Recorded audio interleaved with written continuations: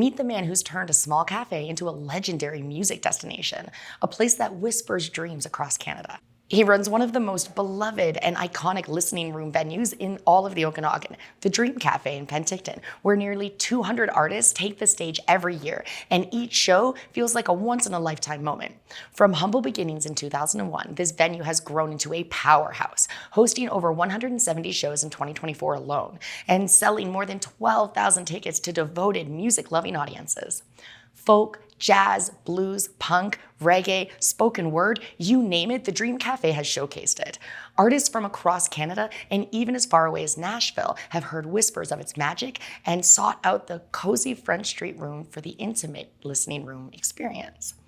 It's not just a stage, it's a home, a venue where music turns into community, where artists leave feeling heard, audiences leave feeling changed, and everyone walks out of it with a story. Under his stewardship, the Dream Café has weathered storms, sold out national acts, and become home for soul-stirring originals and unforgettable nights. This place doesn't just host music, it curates it. Please welcome the visionary, the keeper of sound, and the soul in the Okanagan music scene, Kevin Rose.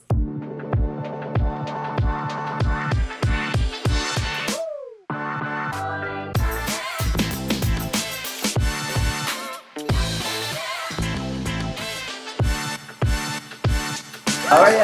I do great. How are you doing? Nice to meet you. It's so good to have you here. Thanks for coming on the show. Yes.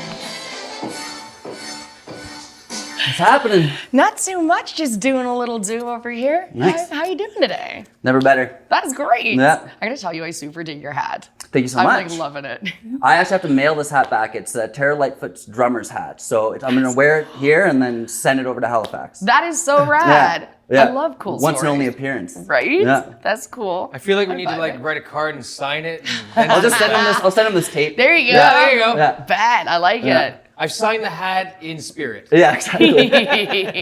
I like it. It's very cool. Yeah. So you ready for me to get up on your business and ask you some questions? Let's get dreaming here. All right. Yeah. I love it. I love it. So you manage one of the most respected live venues in the region. What inspired you to take on that challenge? Kind of by chance, I fell into it, to be honest. Really? It was around COVID. I just got a working holiday visa to move to Chile. Wow. And then I saw a Facebook ad. The Dream Café was going to be opening its doors again because the restrictions were going away. And I was like, man, I love music.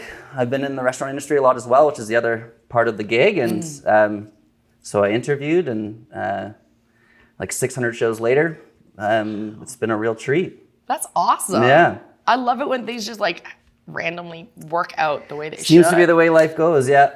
Love it. You're on the right path then.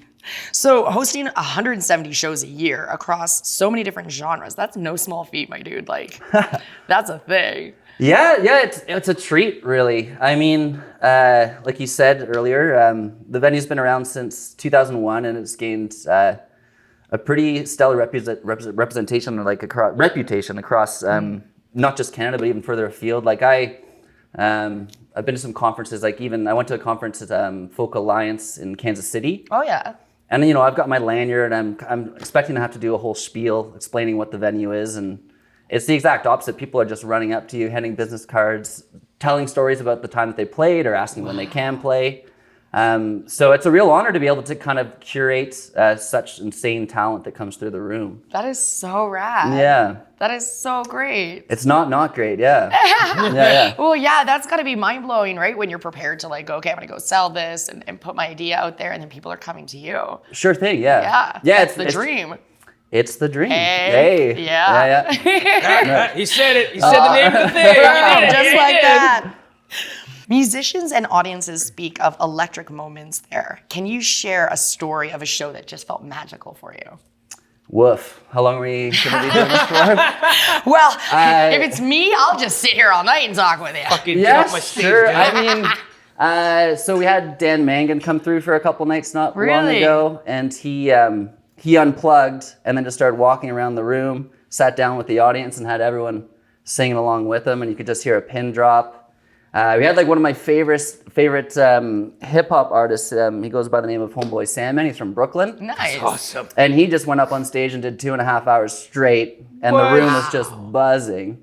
like such a small room That's to have so that kind of cool. energy in it. Yeah. Joel Plaskett came through not long ago, and I like since I was 18, I've been a huge fan of him and his band, The Emergency. But he came through solo, just with one touring sound tech, and he brought a whole living room with him for like his like stage craft. That's neat. So he like set up a huge chair like this. He brought side tables, a record player, screens on the side, and then he had like his musical friends back in Halifax.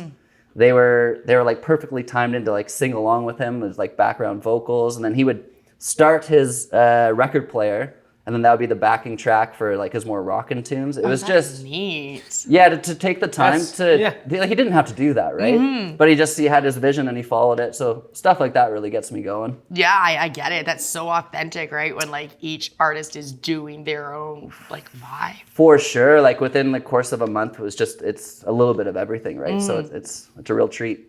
Yeah, that's very rad. Running co-op during the pandemic and winter struggles and stuff, how did the community step in to keep the dream alive?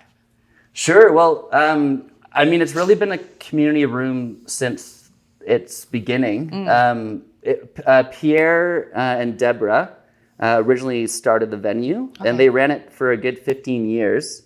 And they really just created this like destination and communal space. It's not only a music venue, it's really just kind of like a second living room for a lot of folks. Right on. And we have a really great board. They have all got their own lives, their own jobs, but they volunteer a lot of their time. We have a Patreon That's cool. that people support us on, and we have a whole bunch of volunteers as well. Like if you're coming into the venue, the person that's greeting you 9 times out of 10 is a volunteer, like the host, and we got people, street team going out and handing out posters, and That's cool. so it really does take a village. It's everyone. It sounds awesome, like a good community. No doubt about it, yeah. Right on. You also raised over $30,000 through dedicated auctions and fundraisers. What does that say about how the area values music like that? Well, that's just it. Like it's been there for a while. People have had, life moments in the room. It's a bit of a unicorn. There's not many rooms left like the Dream Café. So yeah, we'll have another auction again this November in partnership with the Penticton Art Gallery. Oh, perfect. I wish I had the date, but I don't. But look out for that. Got you. Really cool music giveaways and signed posters, albums, experiential events, really cool art. Yeah. Oh, that's totally, I'm vibing for that. That's super cool. The Dream pays artists properly, and even booking national and international acts. Why is it artist first model? Why is that so important to you? That's the whole thing. That's kind of like the North Star. That's what we're here to do. We're here to support artists and their art. So even just, like most of the bands that come through, they're touring acts. So let's say they're on a 3 or a 6 month tour. They're staying in hotel rooms 90% of the time, if not more. Yeah. When they come to the Dream Café, it's kind of like coming home. We have an apartment next to the venues, like that they can kind of settle in, get relaxed, Cool. bring them a nice home cooked meal. Yeah, that is what we are here to do. It's to support artists and create some memories for people that come through and see the shows. That's pretty rad. How do you find that Penticton differs from like a larger city in that sense? In that sense, yeah. I mean, you can even just talk about the room itself. Like you kind of, if you're coming to the show, we have so many regulars that it's kind of like coming back to the set of Cheers or something like that. You know what I mean? Awesome. It's the same thing as living in a small town. It's just a small venue. That sense of community that you might not get if you're in Vancouver or Toronto. Yeah. Yeah. Yeah. That's a special vibe for sure. It is. Yeah. What's one change or upgrade that you're dreaming of for the Dream Café? We're hoping to actually open it up. So we are just an event space, and it's not necessarily just ticketed events. So we're hoping to kind of open our doors more during the day for community events. Cool. Is kind of what we got in the works for the rest of 2025, 2026. That's exciting, eh? Right on. Yeah. And for anyone who's watching but who's never been, why should they plan a night out at the Dream Café? What experience awaits them? I mean, what I love is when people come through and they just trust the programming and they walk in on something that they weren't expecting. So what I am proud to say is that the quality of the musicianship coming through, whether or not you're familiar with the artist, is really top notch. So you can come in, you can have a nice bite to eat, Everyone there is happy to see you. And then you catch some of Canada's best live music. Sounds awesome. Uh-huh. Yeah. Pretty great. I dig it. Everything that you've shared tonight, it's why music matters, you know? And what you've created with the Dream Cafe, it's something really, really special, and people can feel it. So I want to give our audience like a little taste of what it's like when they enter the space and everything. What do you think about showing a clip? Let's have at it. Yeah, let's do it. Yeah. Here at the Dream Café, for decades we've been known amongst touring artists as a must-stop venue. And I believe that a large portion of Canadians probably have not heard of the Dream Café, and unfortunately even some people here in the Okanagan Valley. Having a podcast where we interview these amazing touring artists at our venue before a show, chat about their craft and their newest work and what it's like to be on the road, it can bring more eyes to what we're doing here. Because it's well known amongst the artistic community that the Dream Café has something special, and to be able to showcase that through TELUS with our podcast would be amazing. And I think it could be a wide-reaching and broad endeavor that we could work together with. With this podcast, interviewing artists and giving a behind-the-scenes look, I think we could easily expand on that and give people a real look at what it is to run a small music venue in Canada. There's a whole lot of moving parts involved with this, so we could have interviews with our sound tech, our chef, our servers, and also I think it would be great to talk with some of the regulars about their experiences in this venue. That is super rad, man. I would totally tune into that podcast for sure. That looked fun. Yeah. Yeah, I'm here for it. Cool. So is there something that's coming up that you're super excited about? Oh my goodness. Every show, to be honest. I know fair. that's kind of a cop-out, but Joel Plaskett's coming back for a couple nights. It's already sold out, but I can say that the Harpoonist of the Harpoonist and the Axe Murderers coming through. He just put out a new album. He'll be here on July 9th. Oh. And there's this dude, Steve Poltz, that I've been trying to get to the venue for probably 3 years now. Wow. It's coming up real quick. It's June 30th. I don't know when this airs, though. Oh, it'll be after that, like a couple weeks. Let me pick a later date. When does it air? I don't have the, we're 3 weeks from today, I believe it airs. All right. We got Meredith Moon coming through early August. Awesome.